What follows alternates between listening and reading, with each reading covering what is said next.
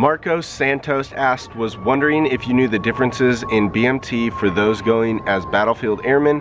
I passed my pass test for TAC P and I'm going to basic training December 6th. Just wanted to get a little insight on how it would be. Yes, Marcus, there is going to be a difference for Battlefield trainees and for regular average trainees at BMT. Now usually what happens when you get to BMT is they're actually going to put you in a Battlefield Airman flight, so you're not even going to be with average everyday airmen. You're going to be with a whole bunch of people that are going for special forces. Now if some of those flights end up getting full and they don't have enough to create a whole new flight just for you, you might get stuck in a normal flight and it'll be like 3 or 4 of you guys in a regular flight. Now my flight, that's actually what happened, is 3 kids were actually special forces that were in my regular flight. The reason they got put in my flight is because they showed up a little bit later than everyone else the night of BMT, and they had already filled up all the Battlefield Airman flights, so they just had to throw them into a regular flight. Now the differences that I know of, at least from 4 years ago, things may have changed. If you guys know any more information that I do, be sure to leave it down below so those that are looking for this information can find it.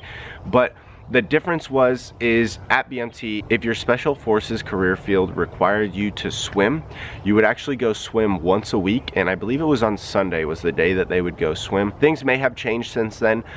They might do it more often, they might do it less, but when I was there, it was once a week. They had to go swim and qualify and do their pass test. So while you're at basic training, you're actually going to be doing the pass test over again, because they want to make sure that you can keep passing it and you're staying fit while you're at basic training. So that was once a week. And then on top of that, the Special Forces Airmen or the Battlefield Airmen would end up doing push-ups, sit-ups, pull-ups. They would do all of that stuff every day before most meals. They were doing more physical activity than the rest of us in our flight. When we would line up for formation before chow, they would actually go and do pull-ups, push-ups, sit-ups. They were allowed to fall out of formation to do that stuff while we waited for chow. Like once or twice a day, they had to do like so many push-ups, sit-ups, and pull-ups to stay physically fit for what their job was demanding. But that's as much as I know the differences between a regular airman at basic training and a Battlefield Airman at basic training. But yes, you will most likely be put in a flight with everyone else that is PJ, CCT, TAC P, SAUT, EOD. You are going to be in a flight of all special forces,